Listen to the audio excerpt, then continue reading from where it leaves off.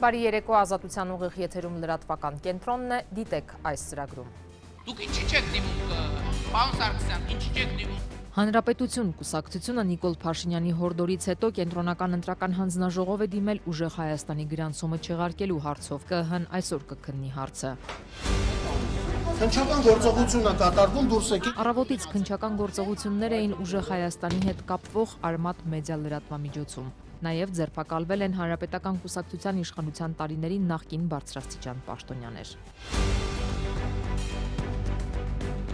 Հայաստանի քաղաքական ապագան պետք է որոշեն միայն Հայաստանի քաղաքացիները։ ԱՄՆ պետդեպարտամենտը հայտարարություն է արել հայաստանյան ընտրություններում արտաքին միջամտության մասին հաղորդումների ֆոնին։ Նախընտրական քարոզարշավն ավարտվում է, Նիկոլ Փաշինյանը հրապարակում է հանրահավաքանում, Հայաստան դաշինքը մարզադահլիճում ամփոփեց քարոզարշավը, ԲՀԿ քարոզարշավի ժամանակ վրաերթ է եղել։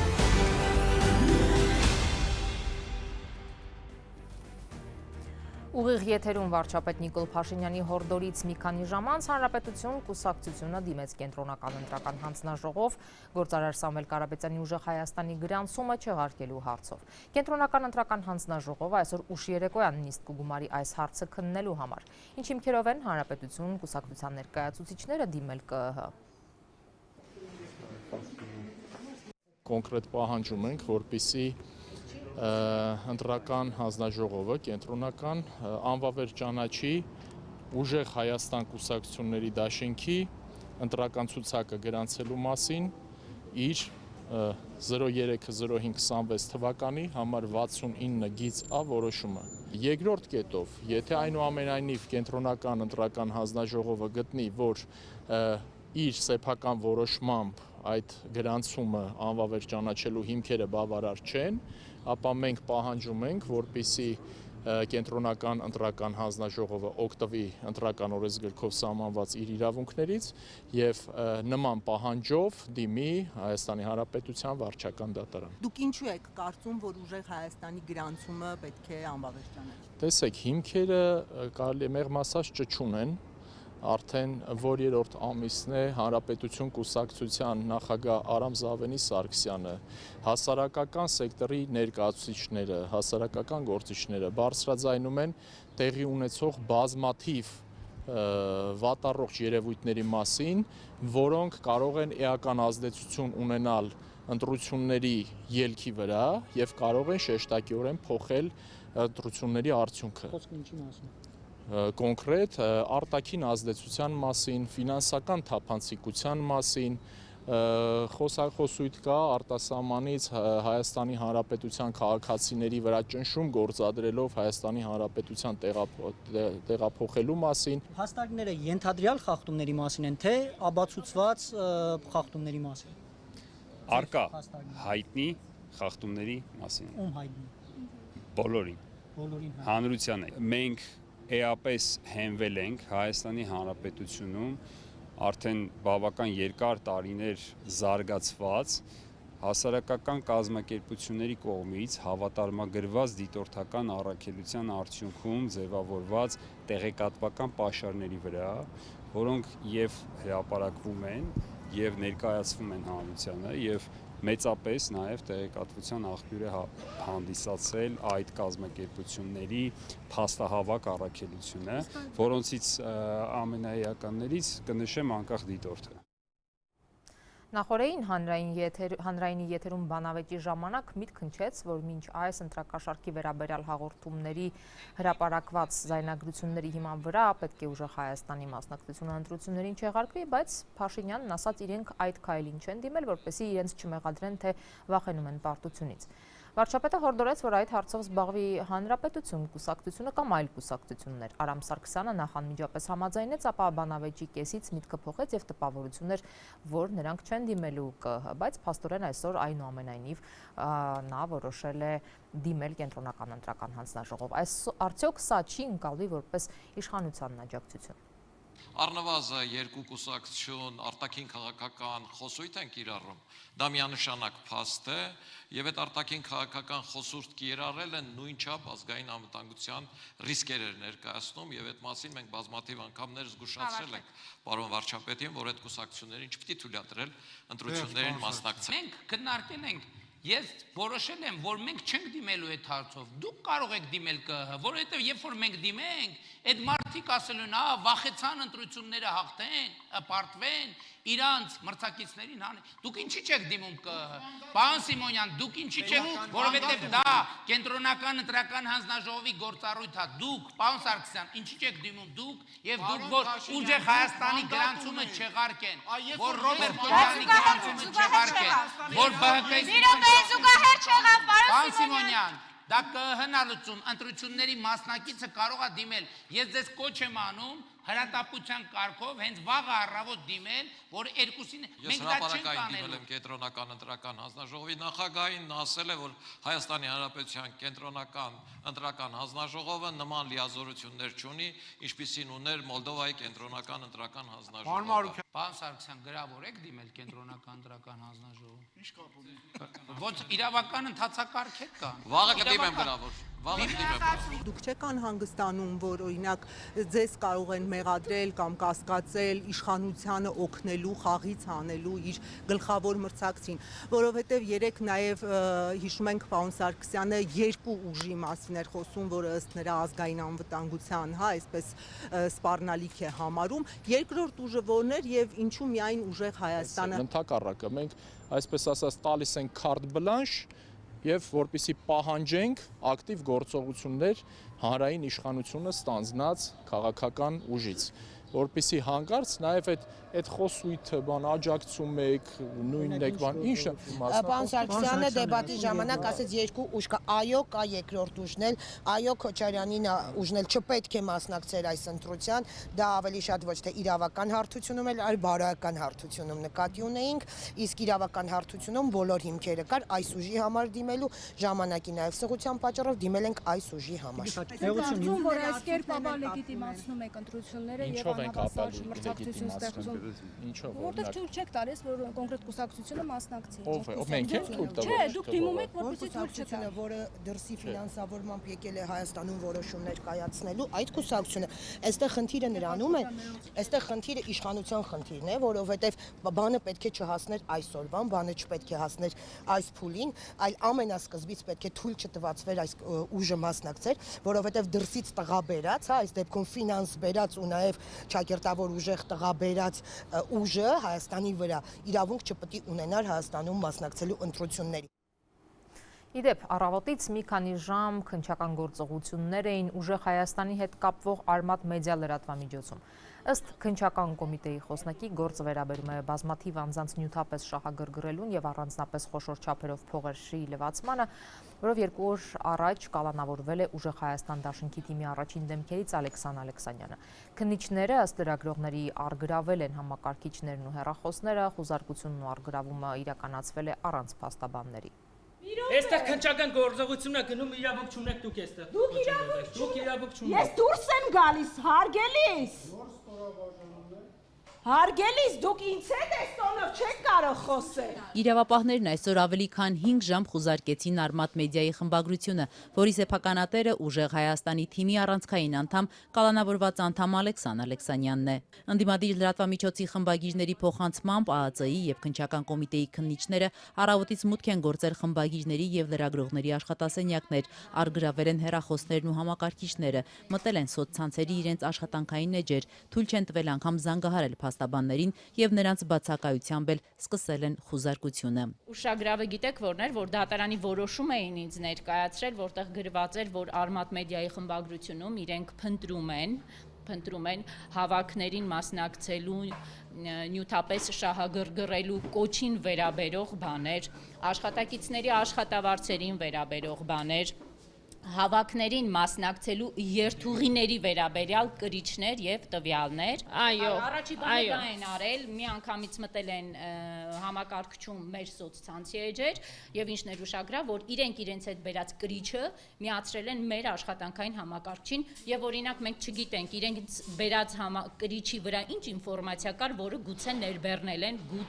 ներբեռնել են մեր համակարգիչ։ Իդեպ Արմատ մեդիայի թե խմբագիրներին եւ թե լրագրողներին քննիչները տևական ժամանակ թույլ չէին տալիս դուրս գալ իրենց աշխատասենյակներից։ Ներսից եկող աղմուկը խլացնելու նպատակով քննիչները դռան վրայի փոքր անցքը նախ փակեցին կոնֆետի թղթով, ապա այն փոխարինեցին կպչուն ժապավենով։ Դուրս եկեք, սա գործողության սենյակ է, քննչական գործողություն է կատարվում, այստեղ դուրս եկեք։ Երբ լրագրողներին ի վերջո հաջողվեց ներս մտնել խմբագրասենյակ, քննիչները վազքով պատշգամբով հեռացան հարևան սենյակ։ Իրենք ինչ մտել են այս սենյակ, ես չեմ կարողացել դուրս գալ ոչ այս կողմից, ոչ այն կողմից, եւ մեզ արգելում էին դռնից դուրս գալ, արգելում էին դուրս գալ այն հատվածից, այդքանով ազատությունը սահմանափակված է։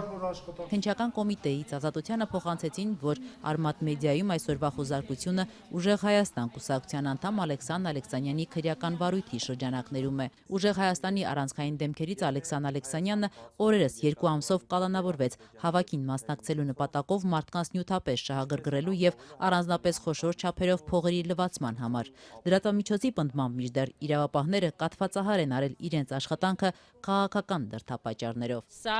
իշխանությունների պայքարն է ընդդեմ ազատ լրատվամիջոցի,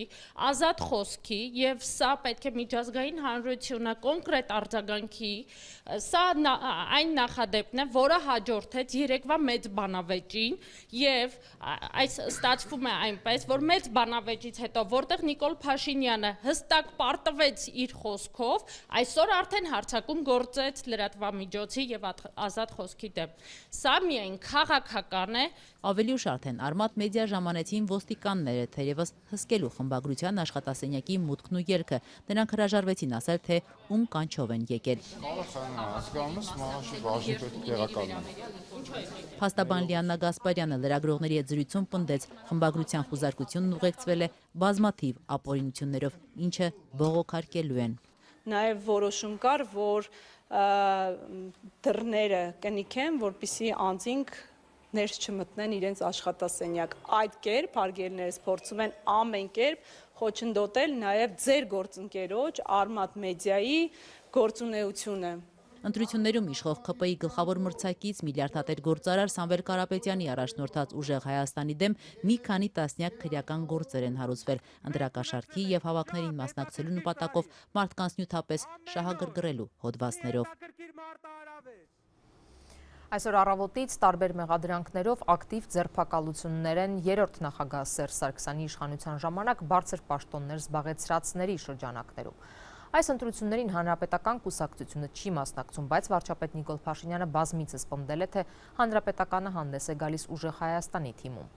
Ազգային ժողովի ընտրություններից 2 օր առաջ իրավապահները ձերբակալել են նախկին իշխանության բարձրաստիճան ներկայացուցիչներին, հիմնականում ընտրություններին չմասնակցող երրորդ նախագահ Սերժ Սարգսյանի թիմակիցներին։ Նրանցից մեկը պետական գույքի կառավարման վարչության նախկին պետ Արման Սահակյանը մեղադրվում է ընտրակաշառք տալու հոդվածով։ Դու ջոգում ես, չէ՞ որ դու եթե մի տեղամասով ես քանի Ես գիտեմ, ախպերս գիտեմ։ Ազգային ժողովի նախկին նախագահ Գալու Սահակյանի որդին արդեն կալանավորված է։ Ըստ հակակոռուպցիոնի նա միլիարդատեր Սամվել Կարապետյանի առաջնորդած Ուժեղ Հայաստանի օգտին է ընտրակաշառք բաժանել։ Իրավապահները ձերբակալել են 4 հոգու։ Հրապարակված գաղտնալսման մեջ ըստ հակակոռուպցիոնի Արման Սահակյանը փողային զրույցներ է վարել։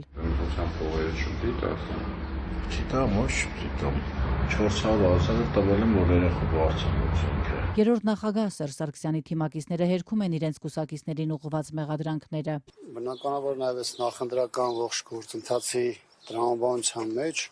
պատահական որևէ բան չէր կարող լինել։ Վարչապետ Փաշինյանն ի դեպ տևական ժամանակ մեղադրում է, թե Ուժեղ Հայաստանը ռեբրենդինգ արված հանրապետականն է։ Հանրապետականները քննչականի առջև էին, որտեղ հարցաքննվում էր վաղառավոտյան ձերբակալված կուսակցության փոխնախագահ Արմեն Աշոտյանը։ Նրան արդեն տեղափոխել են դատարան քննելու 2 ամսով կալանավորելու հարցը։ Ընդդիմադիր գործիչը մեղադրվում է պաշտոնական լիազորությունները չարաշահելու, դրան օժանդակելու, ինչպես նաև առանձնապես խոշոր չափերով փողերի լվացման եւ դրան օժանդակելու հոդվածներով։ Պատիվ ունեմ խմբակցության падգամավոր Տիգրան Աբրահամյանի խոսքով ընտրական այս շրջանում իշխանությունների ակտիվ քննադատ ընկերոջ նկատմամբ պարզապես արշավ է իրականացվում։ Իշխող ուժի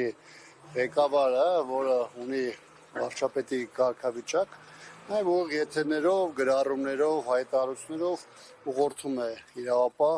եւ դատական համակարգերին, ըստ էության գործել այնպես, ինչպես իր քաղաքական կամքն է պահանջում։ Իշխանությունները պարբերաբար հերքում են իրենց հասցեին մեղադրանքները, թե միջամտում են իրավապահների գործերին։ Մինչ այդ քննչականը պնդում է, որ դեռ կրթության նախարար եղած տարիներին Արմեն Աշոտյանը այնպես է արել, որ Երևանի Բրյուսովի համալսարանին պատկանած անշարժ գույքը օտարվել է այն ժամանակ ՊԵԿ նախկին նախագահ Գագիկ Խաչատրյանին եւ նրա որդուն, ընդ որում գույքի արժեքը 208 միլիոն դրամ էր։ Ըստ քննչականի գույքի ծագումը թաքցնելու նպատակով այն նախ ձևակերպվել է Խաչատրյանների մտերիմի անունով, հետո մոտ 3 անգամ էժան 75 միլիոն դրամով վաճառվել Գագիկ Խաչատրյանի որդուն։ Աշոտյանի փաստաբան Ռուբեն Մելիքյանը աբսուրդ է որակում մեղադրանքը։ Էլ ավելի աբսուրդային մեղադրանք է, որևէ ապօրինություն Արմեն Աշոտյանը չի կատարել այս վարույթի հետ կապված եւ առհասարակ եւ այն ժամանակ, երբ որ մենք նախաքննական գաղտնիքով կաշխատված չենք լինի,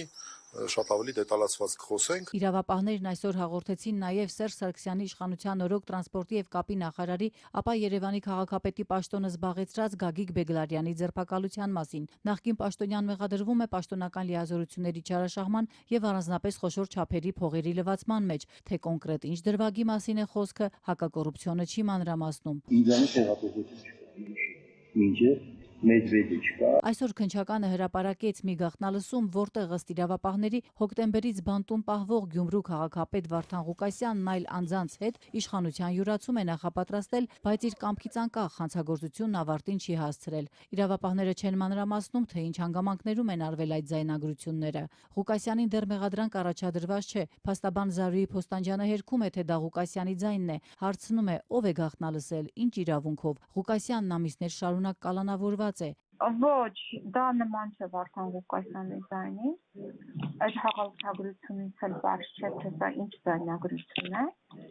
Եվ բացի այդ, Վարդան Ղուկասյանի ամեղության կանխարգելված է եւ իրավական նորմերի կոպտագույն խախտումները արձանագրում են այդ հայտարարությունը եւ այդ տեսաձայնագրությունը։ Այսօր հայտնի դարձավ նաեւ գեներալ լեյտենանտ Տիրան Խաչատրյանի նոր մեղադրանքի մասին։ Նա ազատության մեջ է, մեղադրվում է 2023 թվականի սեպտեմբերին Արցախի հայաթափման օրերին Երևանում տեղի ունեցած բողոքի ակցիաներից մեկի ժամանակ փողոց փակած քաղաքացիների վրա եկող ավտոմեքենային հարվածելու համար։ Գեներալը մեքենային չի հարվածել, պնդում է փաստաբան Վարազդատ Հարությունյանը, ավելին փորձել է պաշտպանել քաղաքացիներին վրա երթից։ Լրել հիմա են հիշել, որ այդ արարքը նույնիսկ եթե տենց բան կատարել է, ինչը էլի հիմնավորված չի, կարող խուլիգանություն լինի։ Խուլիգանության հանցակազմի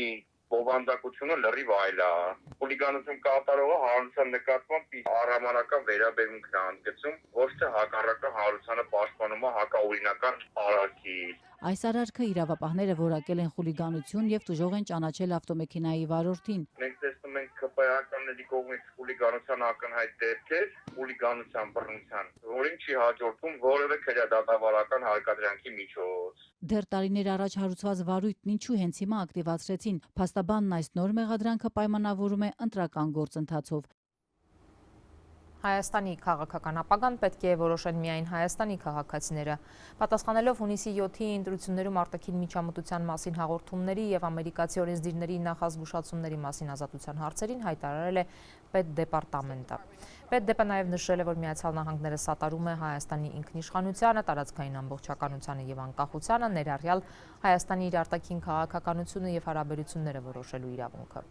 ԱՄՆ արտաքին քաղաքական գերատեսչությունը նաև ընդգծել է Երևանի եւ Վաշինգտոնի միջև խորացող հարաբերությունների եւ TRIP նախագծի կարեւորությունը, որի շրջանակային համաձայնագիրը ստորագրվեց 3 Հայաստանի արտգործնախարարի, իսկ օրեր առաջ էլ ԱՄՆ պետքարտուղարի կողմից։ Հունիսի 7-ի խորհրդարանական ընտրությունների քարոզարշավի վերջին օրն է այսօր, վաղն արդեն լռության օր է, թեժ բանավեճերից հետո շաբաթ օրը թեկնածուներն ու քաղաքական ուժերը պետք է լռեն, թույլ տալով քաղաքացիներին կողմնորոշվել։ Դե իսկ կիրակի օրը ընտրություններն են, որոնց արդյունքները կորոշեն, թե ինչ խորհրդարան է ունենալու Հայաստանը առաջիկա 5 տարիներին եւ ով է լինելու Հայաստանի վարչապետը։ Քարոզարշավի վերջին օրը իշխող քաղաքացիական պայմանագիրը հանրապետության հրապարակում քարտեզի տեսքով կրծքանշաններ է բաժանել եւ հանրահավաք է անցկացնում։ Այժմ ուղիղ կապ հաստատենք իմ գործընկեր Շողիկ Գալստյանի հետ, որ հետևում է հանրահավաքին։ Շողիկ, ողջույն, ինչպես է իշխող քաղաքացիական պայմանագիրը ամփոփում քարոզարշավի վերջին օրը։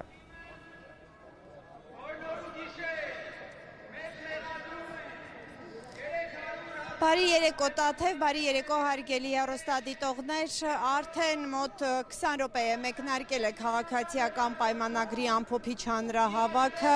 այս պահին ելույթներն են հնչում, մի քանի ելույթ արդեն հնչել է, քաղաքացիական պայմանագրի անդամները մինչև այս պահը իրենց ելույթներում անդրադարձել են մի քանի հիմնական հարցերի, ելույթներ են ունեցել, ես նշեմ, որ ելույթներ են ունեցել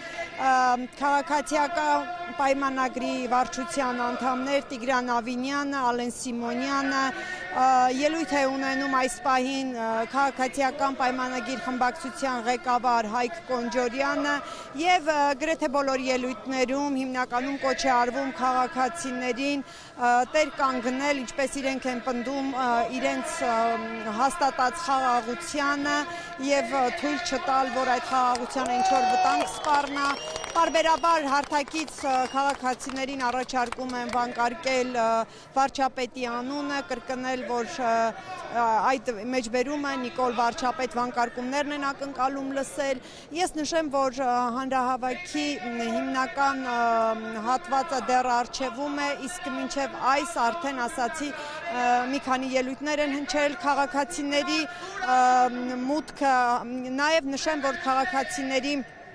քաղաքացիները երբ այստեղ հավաքվում էին մոտ 1.5 ժամ առաջ, այստեղ նաև քաղաքացիական պայմանագրի անդամներն էին եւ նրանք հանրապետության հրապարակ բոլոր մուտքերը փակ էին եւ նրանք մեքենաների համար եւ նրանք այդտեղ տարբեր վրաններ էին տեղադրված եւ բաժանում էին Հայաստանի քարտեզը, քաղաքացիական պայմանագրի նախընտրական ծրագրի այդ բուկլետը, նաև այդ սրտաբլիթները, որոնք բաժանեցին նաև ամբողջ քարոզարշավի ընթացքում, գրեթե բոլոր հատվածներում տեղադրված էին վրաններ եւ հենց ԿՊԱ-կանները քաղաքացիներին բաժանում էին իմ նշած այս պարագաները եւ Հայաստանի քարտեզը, կարող ենք դիտել հատված այդ արարողությունից, որ նրանք կազմակերպել էին հրապարակի հատվածներում տարբեր։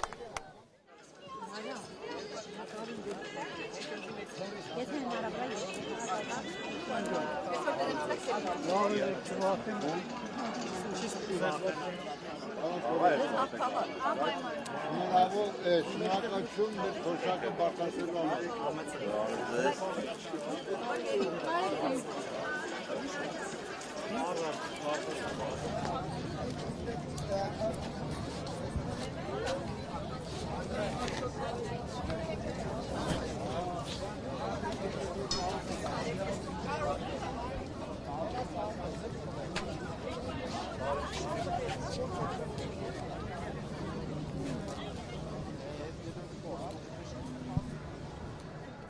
Հանրապետության հրապարակում հավաքված քաղաքացիների շարքերում կան շատ է նաև մարզերից ժամանած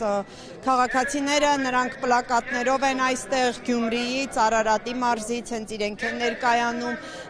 եւ տարբեր մարզերից եւ քաղաքներից նրանք բոլորը պնդում են, որ այսինքն այն քաղաքացիները առնվազն ում հետ զրուցել ենք, պնդում են, որ եկել են իրենց ցանկությամբ, եկել են իրենց կամքով աջակցելու գործող ուժին եւ որևէ հորդոր կամ ուղղորդում չի եղել իրենց հրապարակ գալու մասով եւ նաեւ կային նաեւ տարբեր դպրոցների կոլեկտիվներ, աշխատակիցներ, բայց միևնույն է նրանք բոլորը նույն պնդումն էին անում, որ հանրահավաքին մասնակցում են իրենց ցանկությամբ։ Ես նշեմ, որ այստեղ զրուցել ենք քաղաքացիների հետ, նաև կային մարդիկ, ովքեր փորձում էին խուսափել հարցերից եւ չէին ցանկանում պատասխանել, թե որտեղ են աշխատում, կոնկրետ ինչ հույսեր են կապում նաև առաջիկա տարիներին գործող իշխանության հետ։ Կարող եմ առաջարկել նաև այդ կարճ հարցազրույցներից լսել։ Մենք Թալինի շրջանի Թաթուլ գյուղից ենք։ Ո՞նց եկաք ավտոբուսով։ Չէ, մեր սեփական մեքենայով։ Որոշեցին, ասեցին, որ բոլորով գնաք, թե ո՞նց եղավ։ Ոչ մեկներ չի ասել, մենք մեր ցանկությունով ենք եկել։ Արտաշատից ենք եկել։ Մեծ սիրով ենք եկել։ Մեր վարչապետին ենք ընտրում, իրան աջակցում ենք։ Իսկ դուք աշխատում եք ինչ որտեղ։ Այո, աշխատում եմ։ Արտաշատի դպրոցում։ Հասկացա։ Իսկ կոլեկտիվով եք։ Այդքան կոլեկտիվ չենք, ինչքան ընկերություն ենք։ Հա, բայց դպրոցի կոլեկտիվ։ Նայած թե դուք ոնց կհասկանաք։ Ընկերությունով, որ վարչապետին աջակցում ենք։ Միասին եք աշխատում։ Հա, միասին աշխատում ենք, կա նաև չաշխատող մարդիկ։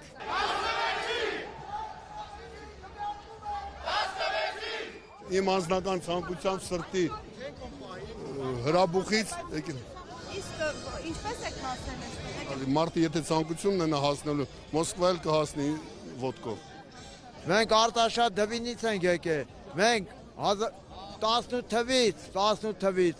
ընտրել ենք մեր վարչապետին, խաղաղության մեջ կորել ենք։ Դուք հանրահավաքին մասնակցելու նպատակով։ Մենք հանգստանում ենք։ Հանրահավաքին չեք մասնակցել։ Մասնակցում ենք, համ հանգստանում ենք, համ էլ մասնակցում։ Իսկ ինչ որ տեղ աշխատում եք, թե սովորական հիմնարկում չեք աշխատում։ Չեմ ուզում պատասխանել։ Չեք աշխատում։ Չեմ ուզում պատասխանել։ Շատ լավ։ Իսկ դու։ Նմանապես։ Աշխատող եք որևէ պետական հիմնարկում։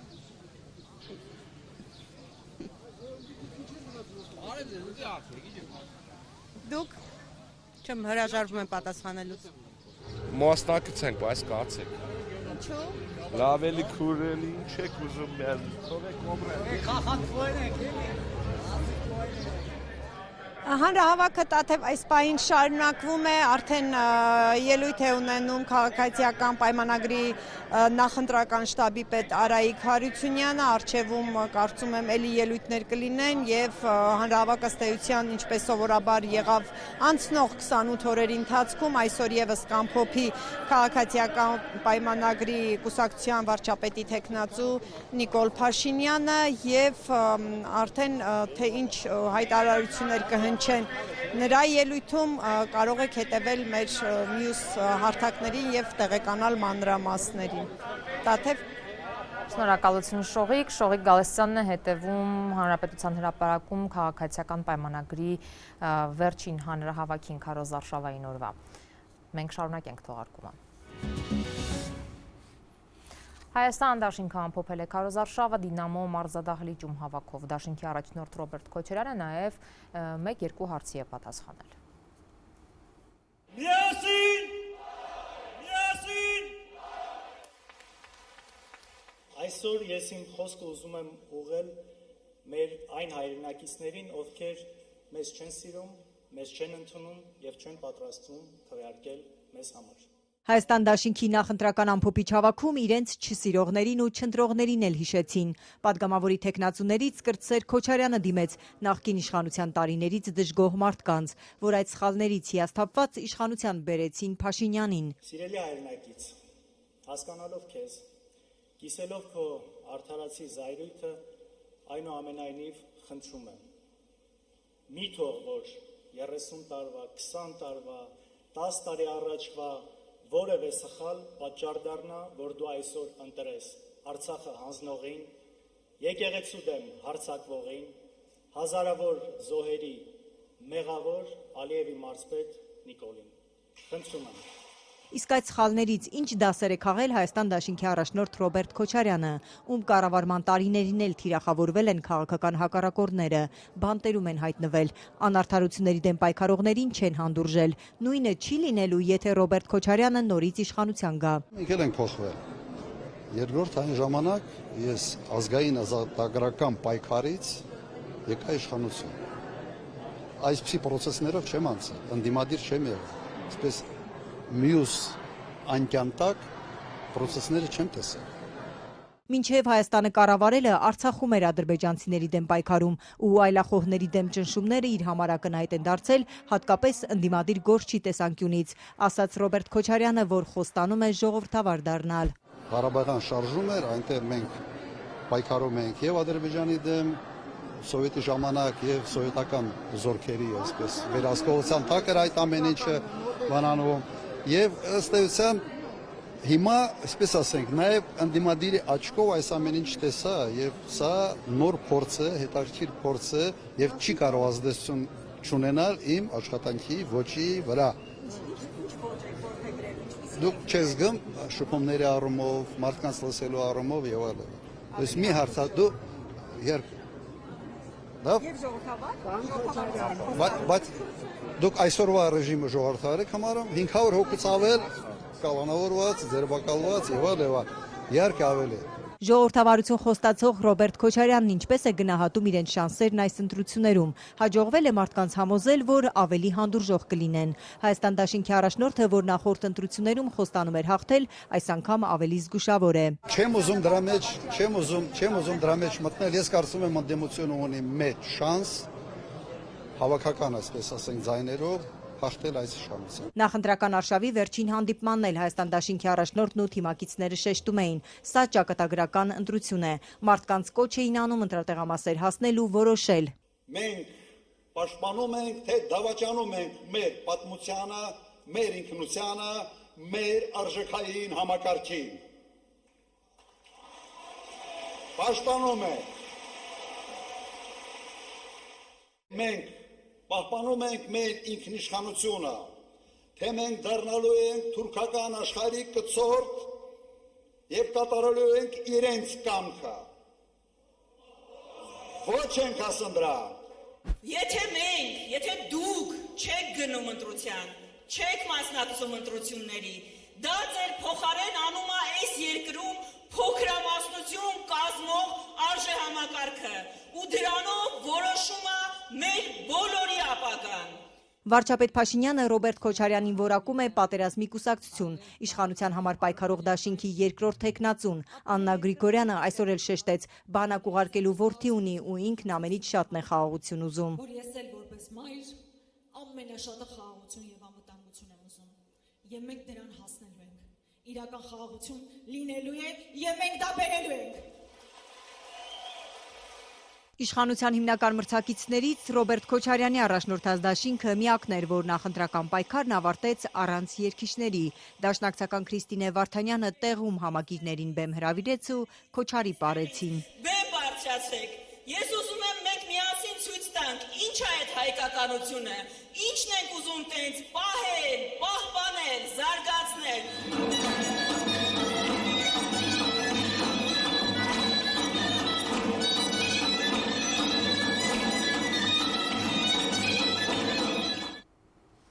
Չարբախում Բարգավաճ Հայաստան կուսակցության քարոզարշավի ընթացքում այսօր միջադեպ է տեղի ունեցել։ Ընտրություններին ԲՀԿ ցուցակով մասնակցող Մայր Հայաստանի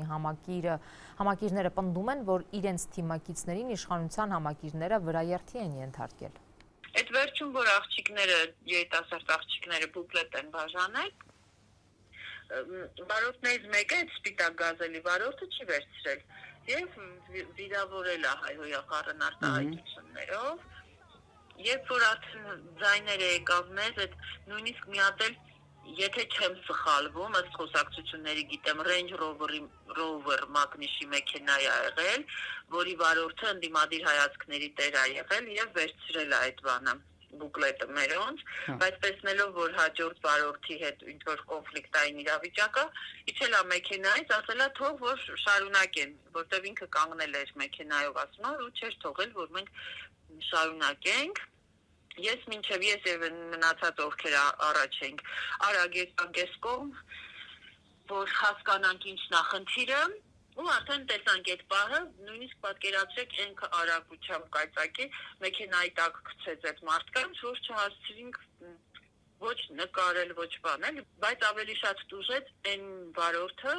որ իջել էր ոնց որ իրավիճակը ավելի հանդարտեցներ, էլի։ Մեքենայի տակից ոնց որ իրեն մի կերպ հանեցին, ու վարորդը նորից շարունակում էր հայհոյանքներ տեղալ եւ այլն ու սադրել։ Հասկանում եք, հայհոյելն էլ չափ ու սահման ունի։ Կարող էր պարզապես թեկուզ գոնե հայհոյել, բայց ոչ դիտավորյալ ոնց որ հունից հաներ երիտասարդ աղջիկներ ու տղաներ էին։ Ոստիկանությունն այսօր միջադեպի վերաբերյալ հայտարարություն է տարածել, ըստ որի մի տղամարդ հաղորդում է տվել իրենց այն մասին, որ իրեն են մոտեցել քաղաքական ուժերից մեկի աջակիցները, առաջարկել են նախընտրական ծրագրի բուկլետ,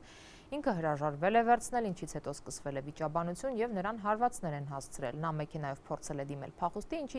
ինչի ընթացքում վրաերթ է տեղի ունեցել։ Համայնքային ոստիկանության բաժնում տղամարդը հայտնել է նաեւ, որ չի հարում որևէ քաղաքական ուժի։ Ըստ ոստիկանության վրաերթի հետևանքով մի հոգի տեղափոխվել է հիվանդանոց։ Ստացված հաղորդումները փոխանցվել են նախաքննական մարմնին։ Այսքանն ենք նախատեսել այսօրվա համար, նորություններին հետևեք azatutun.am կայքեջում եւ սոցիալական մեդիայի մեր էջերում։ Հաջողություն։